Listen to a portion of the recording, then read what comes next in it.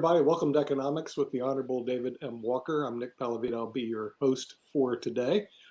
David may or may not be joining us. We switched to StreamYard 1 for this particular broadcast. And I think next week we're basically going to be back on StreamYard 2. So we'll just have to see how things go from there. But we do have our panel. And let's see, we do have some comments about joining the conversation on it. Let's bring in our panel to discuss our topic for today, which is the economic forecast in 2023.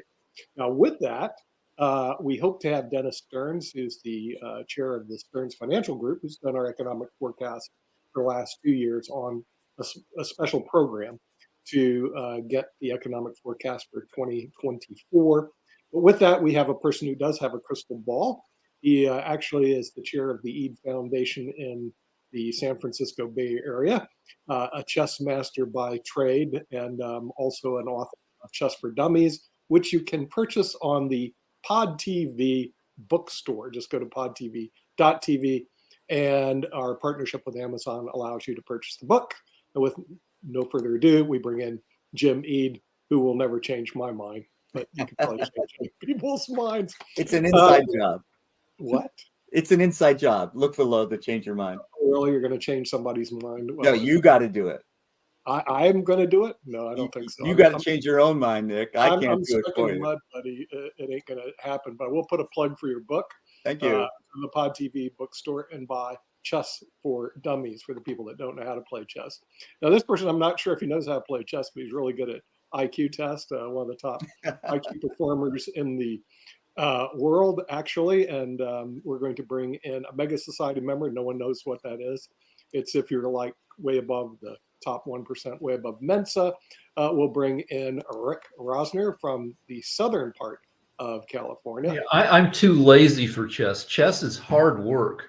Yes, I agree with you on that part. Somebody asked, why don't you play?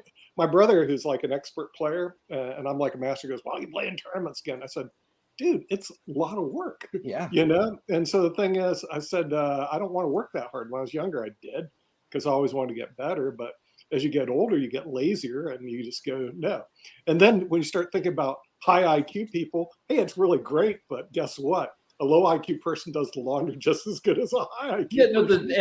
I feel like chess is a plot by lower IQ people to get higher IQ people to waste their time. So that, like, if everybody who plays chess decided to use their mental energy to go into real estate, they would drive out all the mediocre realtors.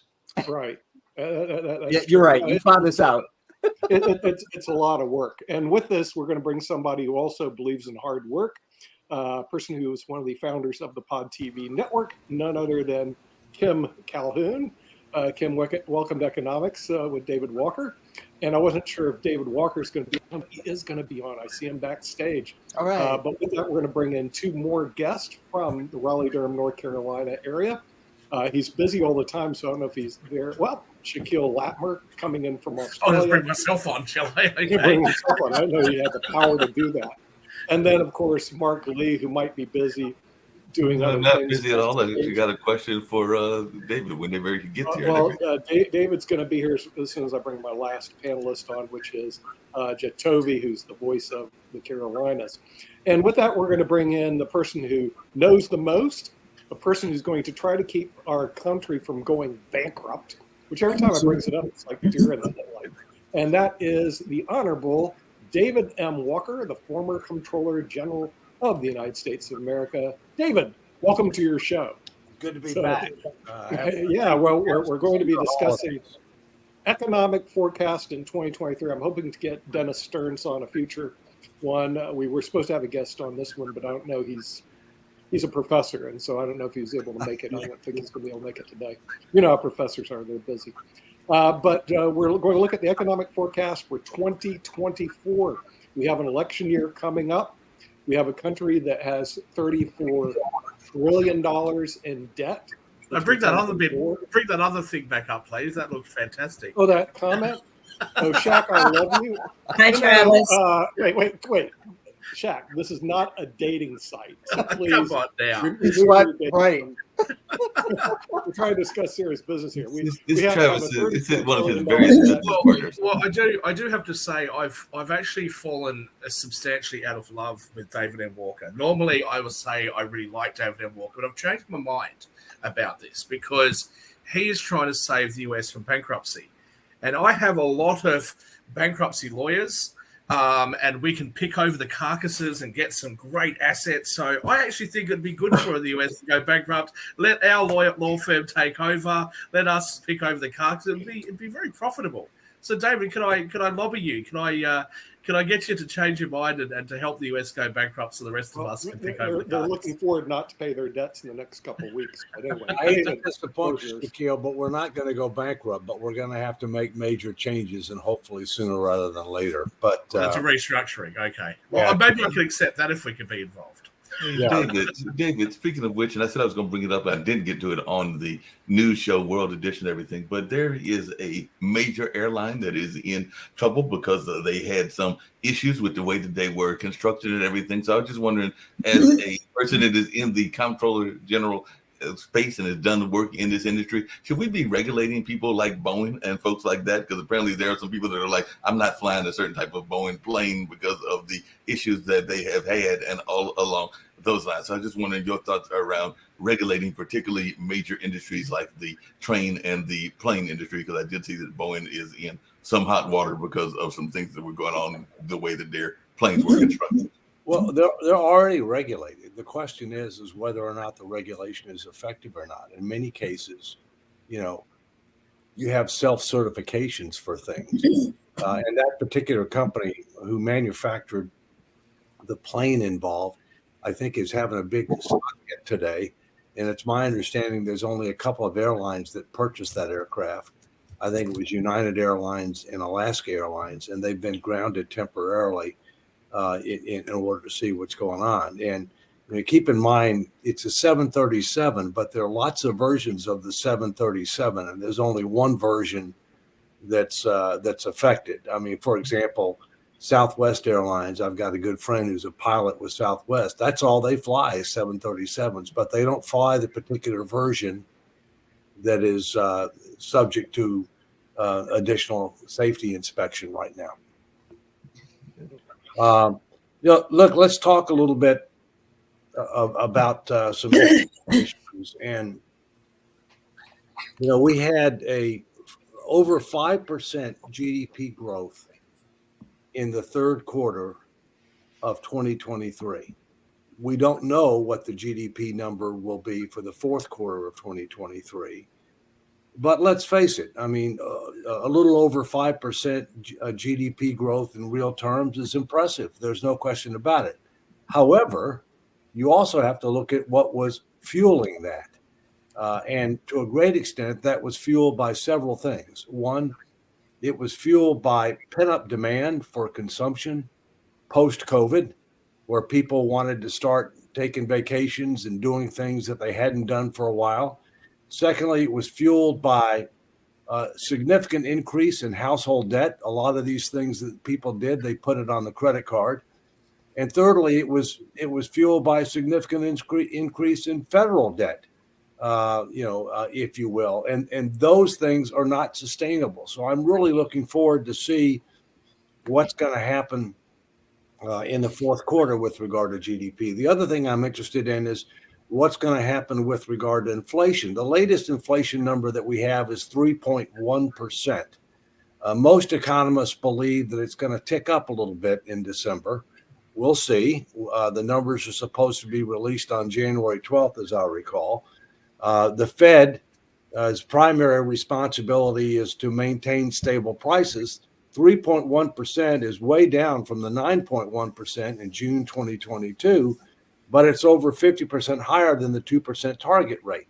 And so I think you're not going to see an increase in the Fed discount rate in the short term, but I think people got a little over enthusiastic thinking that you're going to see a decrease in the Fed discount rate in the near term. I don't think it's imminent. It may or may not happen in 2024, depending upon what happens with the economy, what happens with inflation more than anything else. The chairman reiterated that he understands that their primary responsibility is to deal with inflation. They're the ones that's best positioned to do that. There is a check and balance now in Congress. Excessive spending has been checked somewhat because the Republicans took control of the House. That's a short-term measure. It looks like we may end up getting an appropriations agreement and avoid a government shutdown. We'll see whether that happens or not, but there's a tentative agreement on that. There's still not an agreement yet on the supplemental funding for Ukraine, Israel, and the border. The Republicans are understandingly drawing a red line, which we'll see if they stick with it or not, saying that you got to deal with the border in a meaningful way for national security, for public health, for domestic tranquility, and other purposes. You've got to deal with it. So we'll see what happens there. One thing, and then we'll open it up. I've got a new op-ed that I'm going to post. I've got several about ready to pop. One popped just about an hour ago in the DC Journal. I'm headed to New Hampshire on Friday. I've got a couple of speeches in New Hampshire, and as you know, the New Hampshire primary comes up here, I think 2 weeks from tomorrow. There's when I was down in Charleston, South Carolina for Renaissance weekend, I had a lot of Democrats come up to me, and I'm a political independent. I'm an equal opportunity complimenter and critiquer. A lot of Democrats come up to me complaining about how in the world could you be involved in no labels who might end up offering a third option. And I said, well, the reason is very simple. I said, 69% of voters don't want Biden and 62% of voters don't want Trump. And if the parties gave us better choices, you wouldn't have to worry about us. But one of the things that they were really disconnected with is the economy. They keep on telling us that everything's great. Everything's great. You're just not looking at the right stats.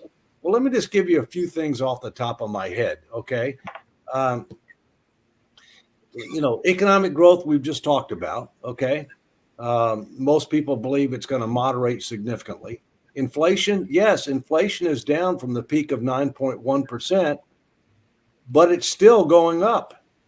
And when you look at what's happened to inflation between January 2021, which is when Biden was sworn in, inflation's gone up about 20% in that period of time. And if you look at certain segments of the economy, such as food and energy, they've gone up even more. For example, gas prices have gone up 36% during that same period of time. And so, yes, inflation is coming down, but the accumulated inflation that's taken place is significant and is really hurting, especially the middle class. Real wages, yes, real wages started going back up the last couple of quarters, but they're down 5% since January 21, 2021.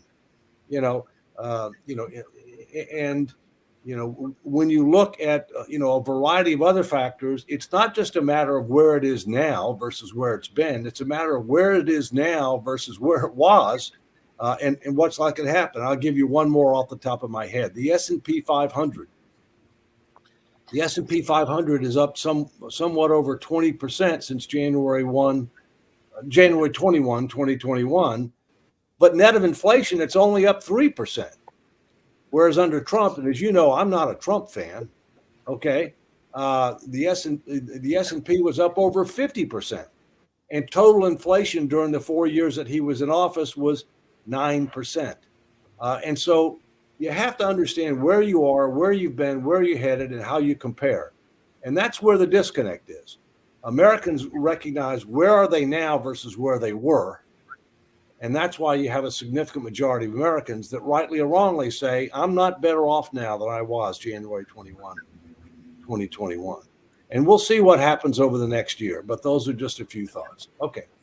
Just really quickly, and then I saw that Rick had his hand up as well. But I did see that there was an economist, and like I said, I don't know the economy, the economist the way that y'all know him and everything, but he is a world economist that is saying that we are moving into a super cycle thanks to the artificial intelligence and decarbonization. And that was Peter Oppenheimer, who is apparently a head of macro research there with Goldman Sachs in Europe and everything. But I was just wondering your thoughts about this notion of the world economy and whether we are actually heading toward a super cycle, because he's thinking that those two issues could push us to this great economy boom that will be taking place. And they're saying that the last one we had was in the 70s, the early 70s through the 80s and everything. But is this something that is real? And he did bring up something that I brought up earlier, which is this notion of deregulation and privatization as well. So are we really heading toward a super cycle is my question for you, Dave. Well, first, you're not getting deregulation under this administration. That's not the case. All right. Secondly, I do think AI has great potential. There's absolutely no question about that. And so I think there's a lot of upside, and that can end up helping to push much more dramatic economic growth, much greater increases in productivity. But it's also likely to result in a lot of lost jobs too, especially things that are routine and redundant, if you will. And that's not just with regard to blue collar, that's with regard to white collar as well. So, so there are pros and cons there. On the environmental side, look, climate change is real and man contributes to that. There's no question about it. But a lot of the things that this administration is trying to do are totally unrealistic with regard to what they want to do within the time frame that they want to do it. And I think that we need to have a more realistic and balanced approach in how we're moving away from historical fossil fuels to more alternative energy. And you also have to recognize that people have to want to buy it. There are lots of problems right now with regard to the fact that you have a lot of manufacturers that can't sell their EV vehicles, even with the significant tax credits that people are getting for purchasing them. So, it's a mixed bag is the bottom line. Okay. So, one way to control inflation is for the lazy media to do their job and shine a spotlight on price gouging by corporations. Half of inflation is due to corporations sneaking in price gouging, record profits for oil companies, record profits for supermarkets, and they can go ahead and do it, but people should be aware of it. And speaking of people being aware of financial stuff, I was thrilled outside a grocery store to sign a petition that to get on the ballot that in the state of California, to graduate high school, you need a semester of financial literacy. That would be freaking great.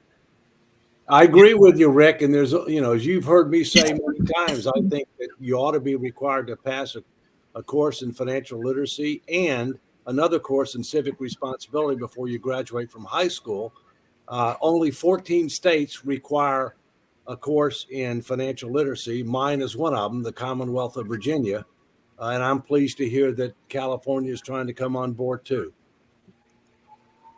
I think it was Jim. Okay, I think, Shaq, you had your hand up first, but I'd like to speak after you. Well, okay. David, I have tremendous amount of respect for you. I think you're a real patriot, and I really appreciate the opportunity to speak to you. But I think you had talking about Biden and inflation and Trump and inflation.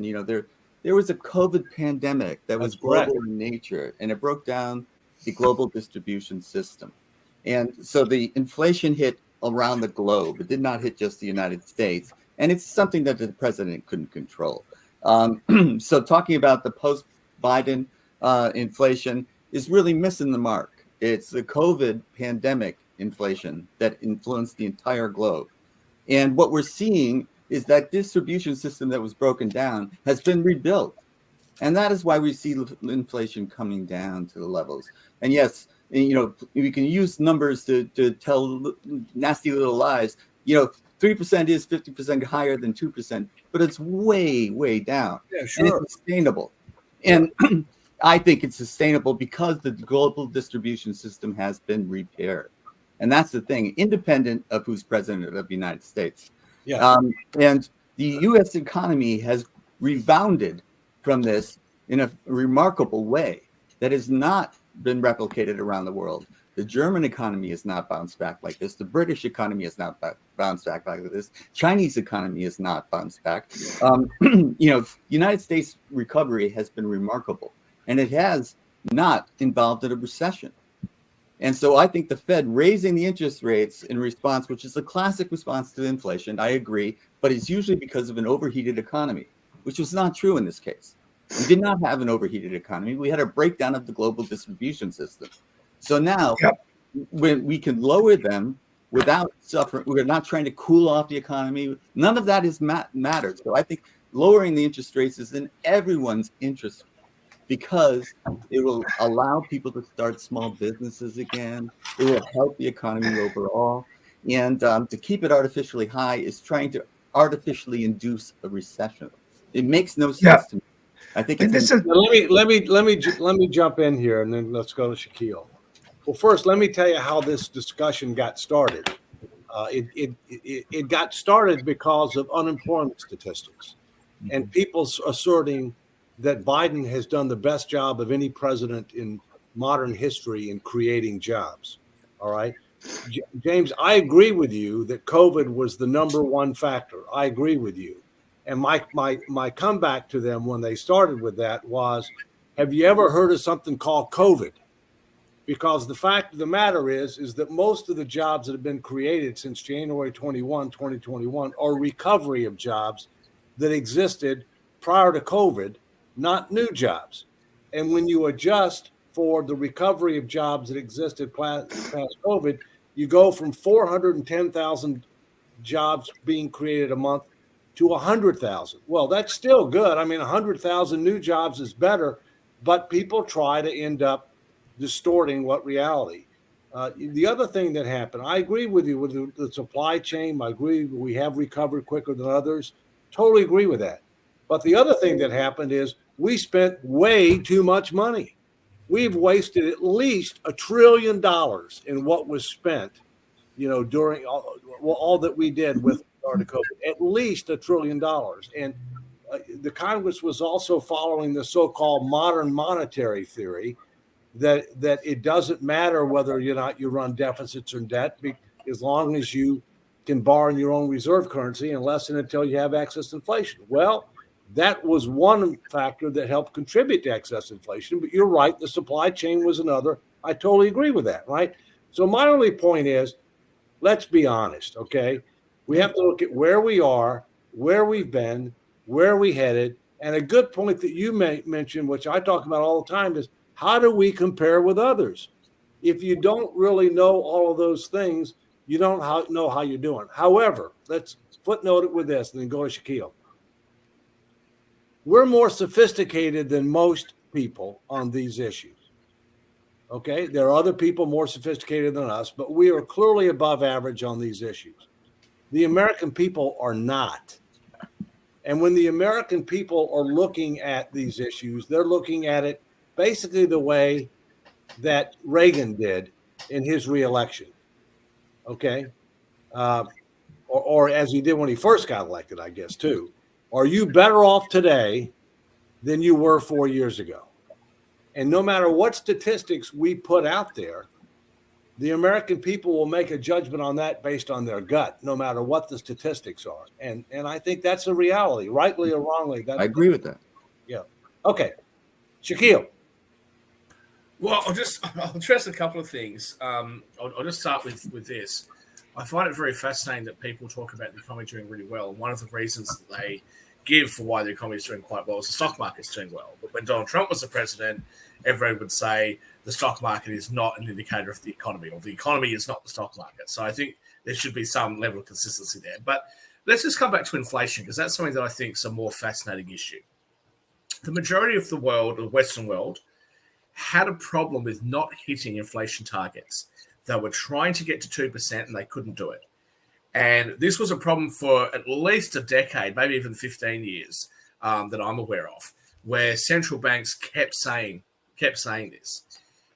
All of a sudden, we've actually had really a correction that if you add up the deficit in the inflation rate over the last 10 or 15 years, prices are today what they should have been had the reserve banks and the central banks hit their targets. So I'm not too concerned that inflation is higher than what it should be right now, if inflation is in fact heading downwards, which it is.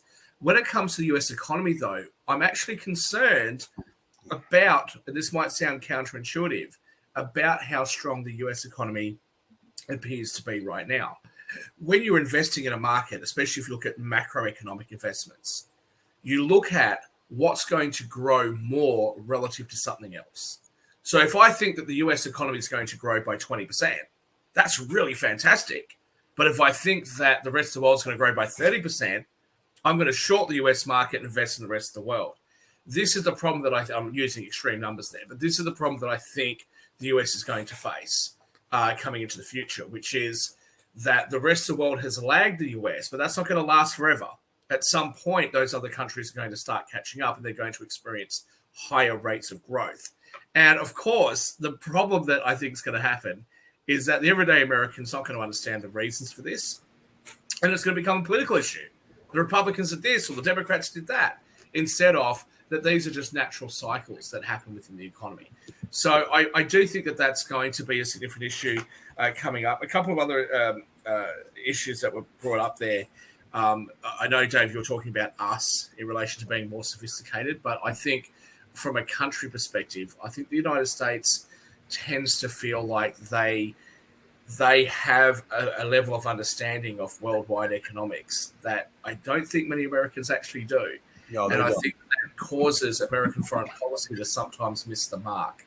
And I think that can actually take Americans by surprise. And so from an international perspective, a lot of people have said to me, why do you love Trump so much? I'm like, when did I say I love Trump? I don't love Trump. It's just I don't hate him. I just assess what I think his policies are going to do to the economy, just like I do with Biden. And then I give my opinion as to whether or not I think that's a positive or negative for the US.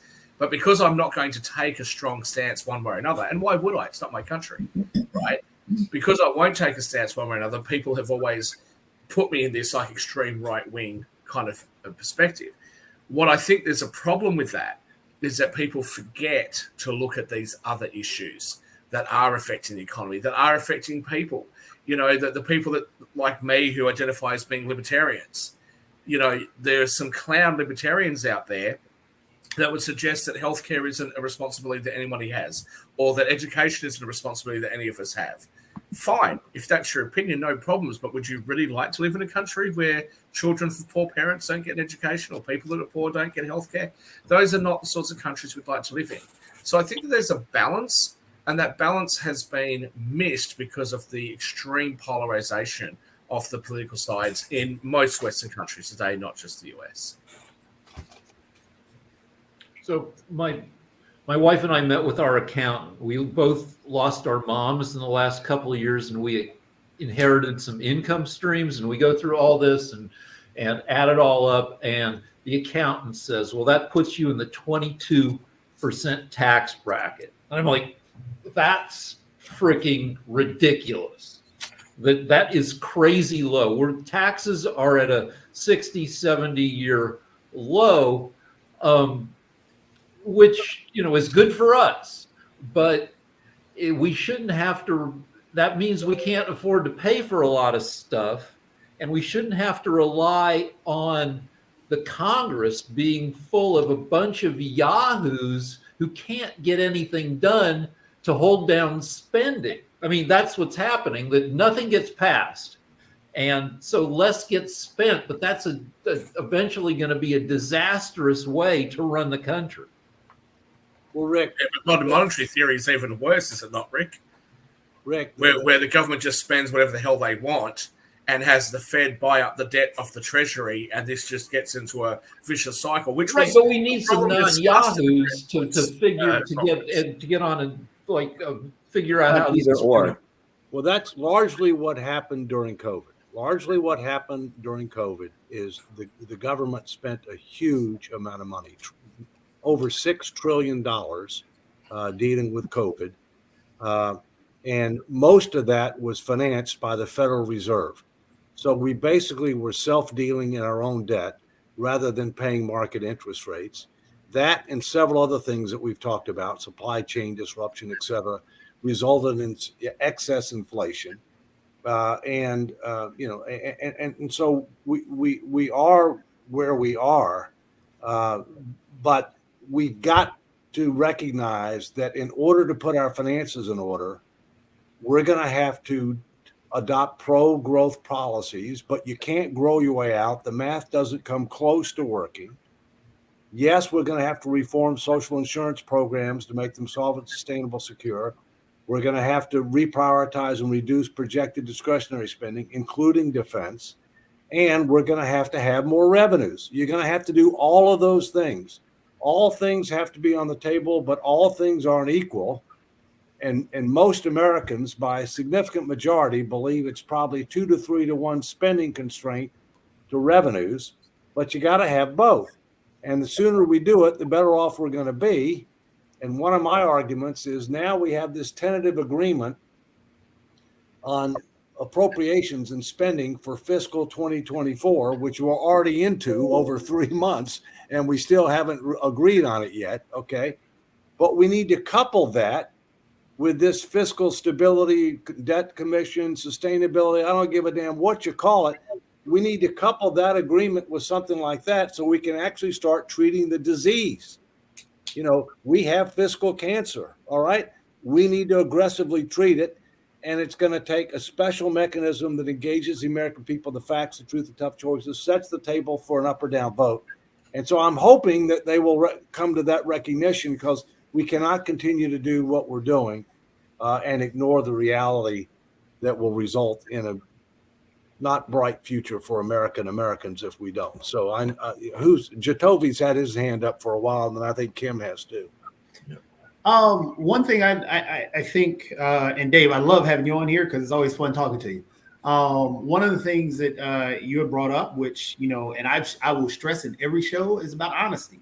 And that's the big theme for me this year. And being honest is one thing that we need to be within the actual workings of the economy.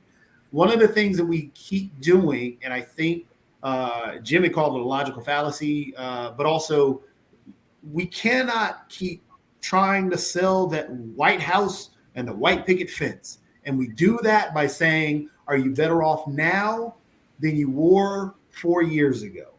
The problem with that is we forget that COVID was going on at that time and jobs were being lost. People were out of work and, gas prices were low, but that was because nobody could move around. Prices on groceries were low because people couldn't get to the stores to buy. So we do this, where you're better off. No, let's talk about, and honestly, one of the terms that Shaq used, talking about the natural workings of the economy, let's talk about how it would be based on the solutions that are put forth right now. What's going on right now in terms of inflation? We brought up that it's a global issue and not an isolated issue just to the U.S. Inflation across the globe, yes, it's going down, but in the U.S., it's going down further than it has gone through across the globe. So that's my thing about being honest and about the best way to educate our populace on financial literacy, to the economy and how things are being spent. We have to be honest that, yes, I love that you always, and this is one thing, Dave, that I applaud you for every time you say it. We have to raise revenues. That means taxes have to go up. We keep lying to our populace saying that our taxes can't go up.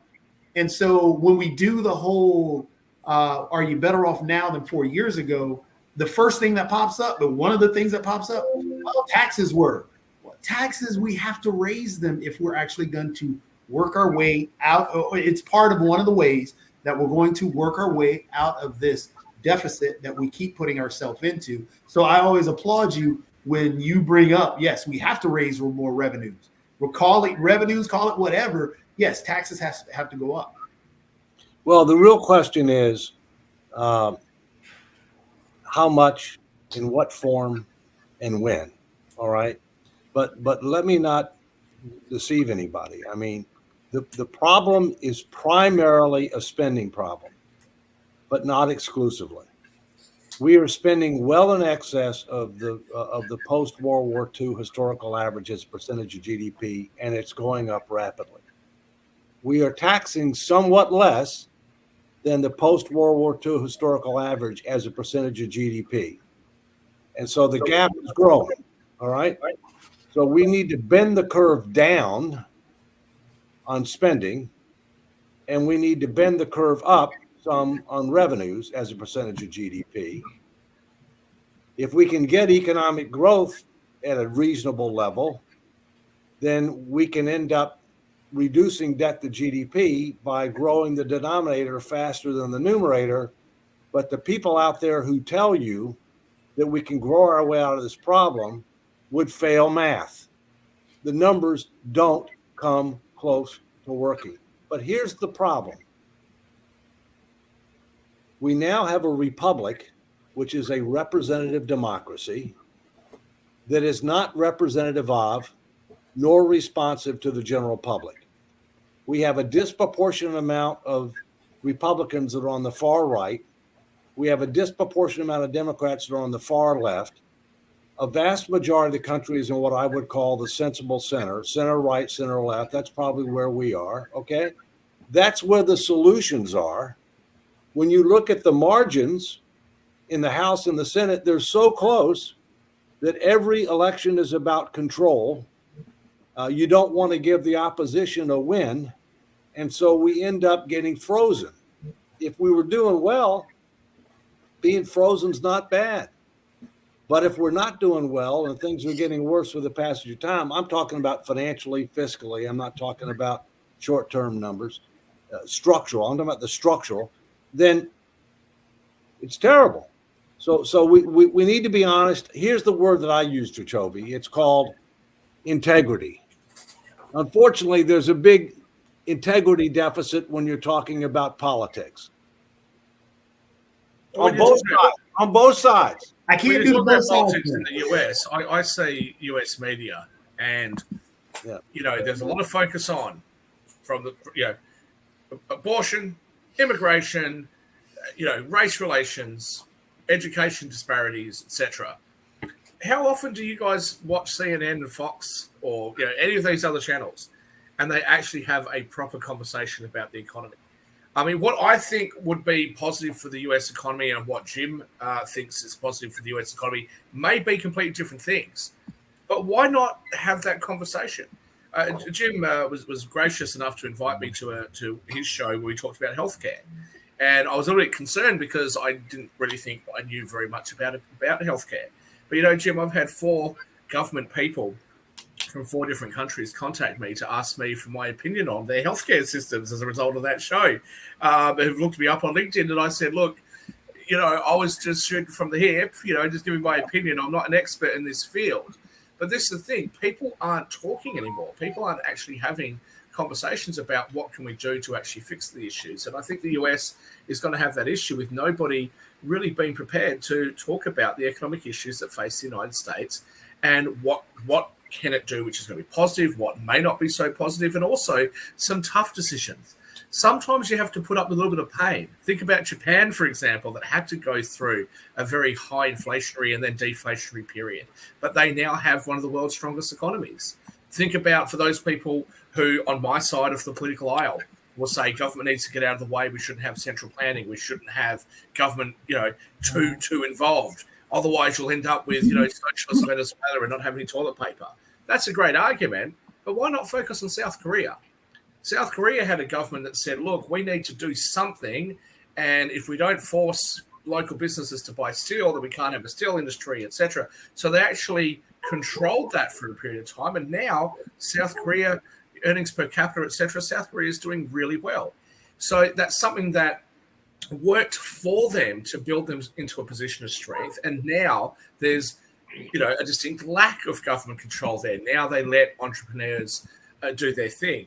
So I think that there's positive and negatives on both sides of the aisle, but people become so siloed into their political position that they're not prepared to acknowledge when their position isn't quite working and look for compromises, look for ways that things will actually work. And unfortunately, I think the US is the leader of the world in many things, and polarization, I think it leads the world by a massive, massive amount. Who's next, Nick? Thank you very much. Jacoby. Jacoby. Oh, just to push back. Didn't you?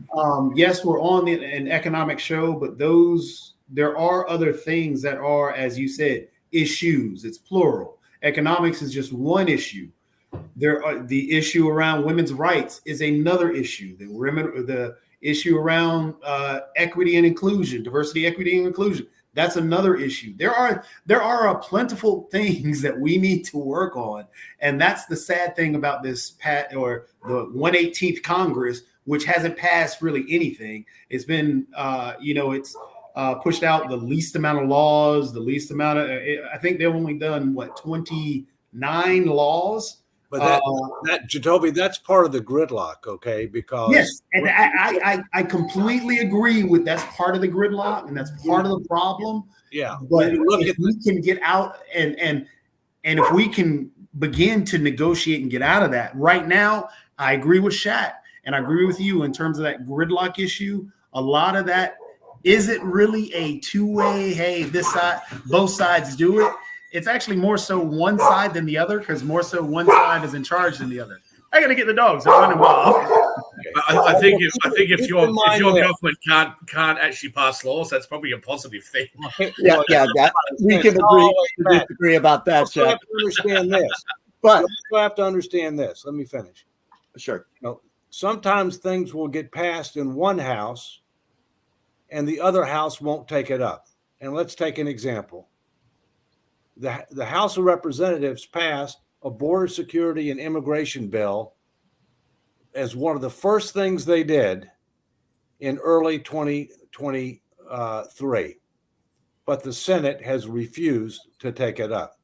So it's fair to say that the 118th Congress, meaning both sides, House and Senate, have largely been ineffective.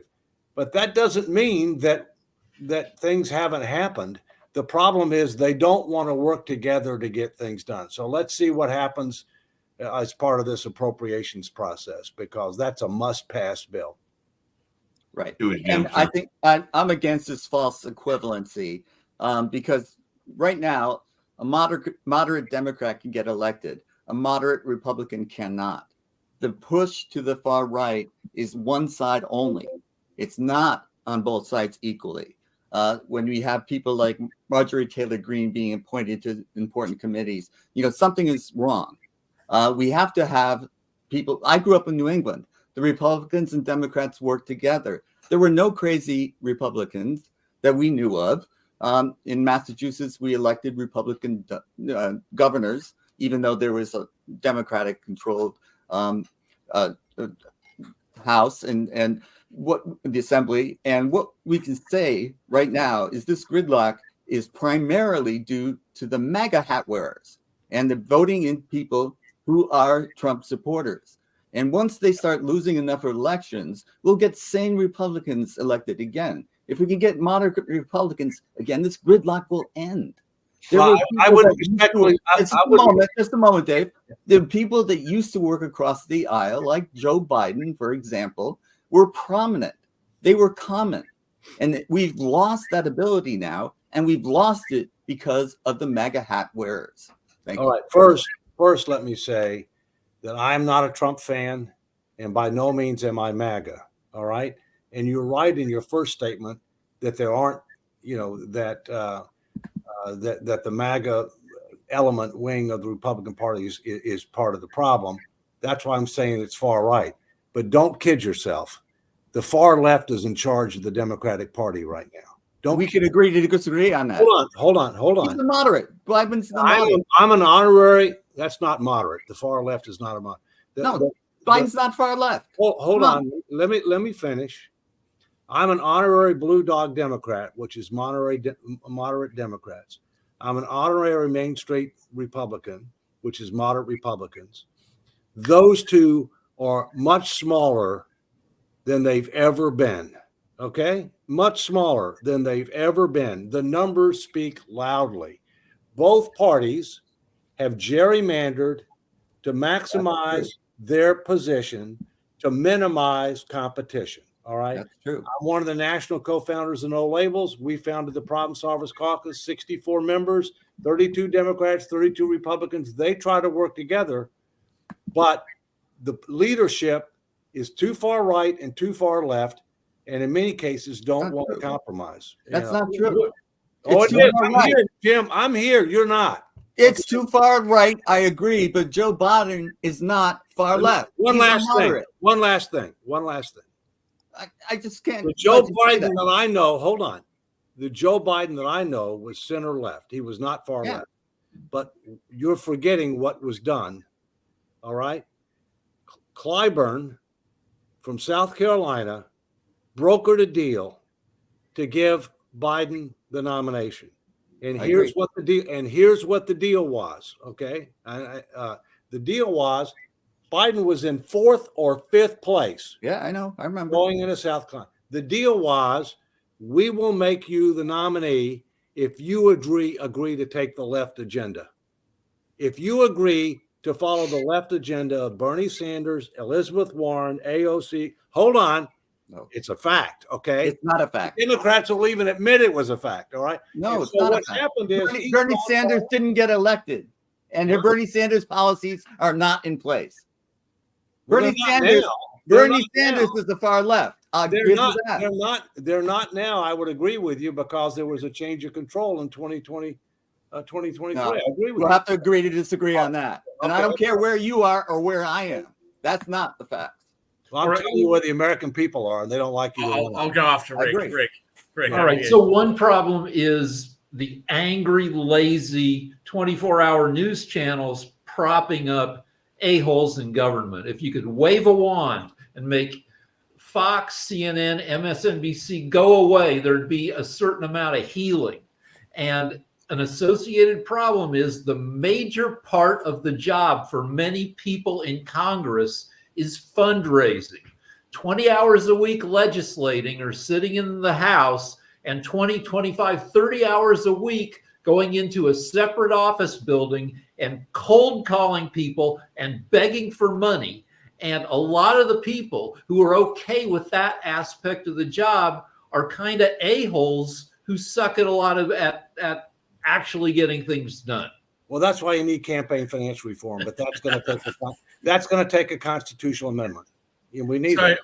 So let me just address a couple of things there. I find the dichotomy there between Jim and David to be very interesting, and I think very typical of what I've seen, what I've observed, my experience in the United States, which is Democrats will often say to me, "We are moderate. Look how far right Republicans are." Republicans that I meet will say, "We are the moderates, and look how far left the Democrats are." And then I turn around and I say, "Well, I'm a moderate," and I think, "Oh, gee, am I really hard right?" Because my left friends say that I am, and my right friends say that I'm quite on the left.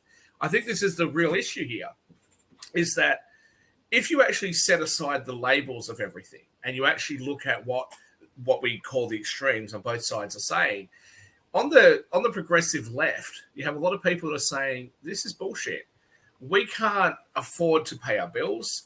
We can't afford to get healthcare. We can't afford groceries. We can't afford to rent a house. Our children have to live with us until they're 30, or now I think the age has gone up to 35. The kids aren't moving out of their parents' homes until they're 35 because they can't afford a house. This is terrible. Why is wealth distributed this way? We need to do something about it. And they get called hard left-wing socialists, progressives, etc.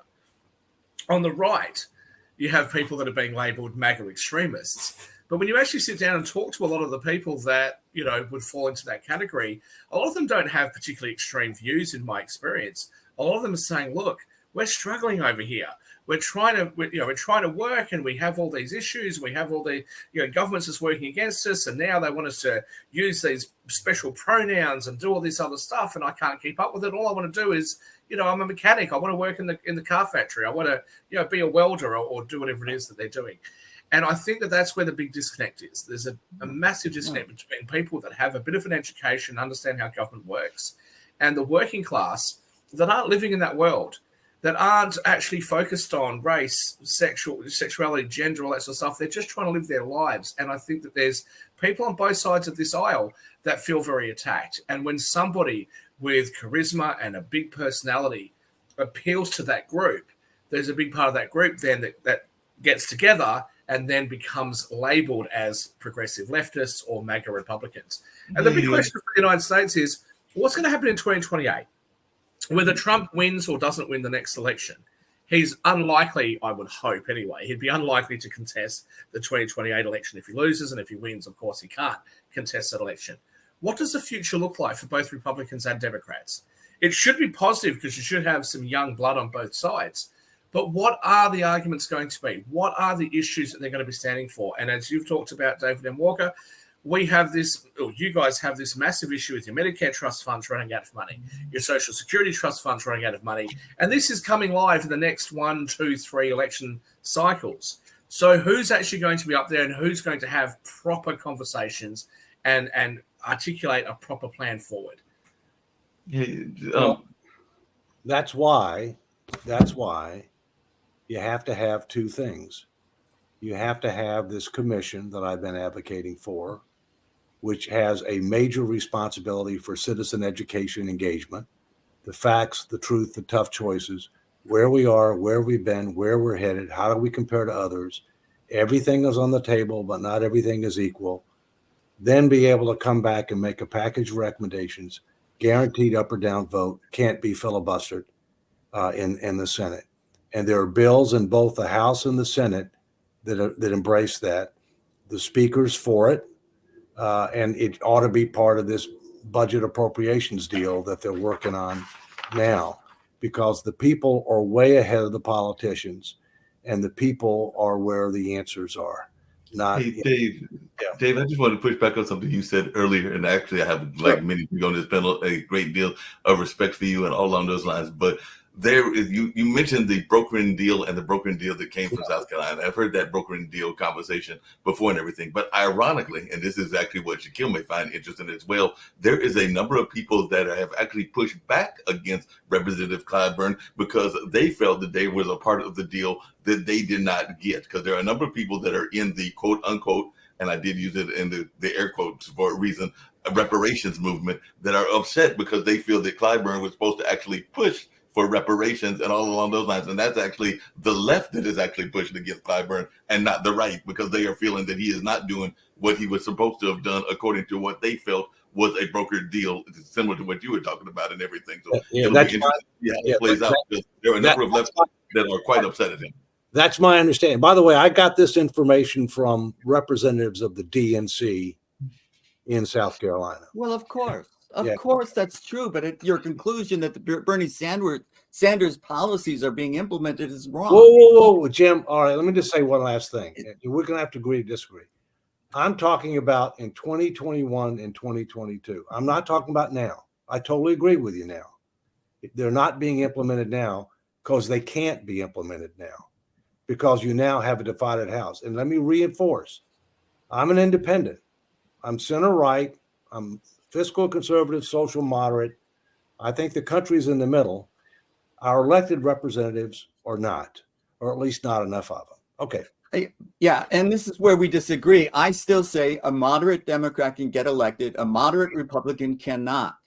This is what's got to be fixed, and I think it's going to take a couple. Well, there are moderate Republicans now because they're in the Problem Solvers Caucus. Okay, I mean Brian Fitzpatrick, who's a moderate Republican, former FBI agent, co-chairman of the Problem Solvers Caucus, represents suburban Philadelphia, which is a swing district. Okay, there are exceptions. Okay. I'm not saying that Okay. it's 100%. Come on, No, we have to be real here.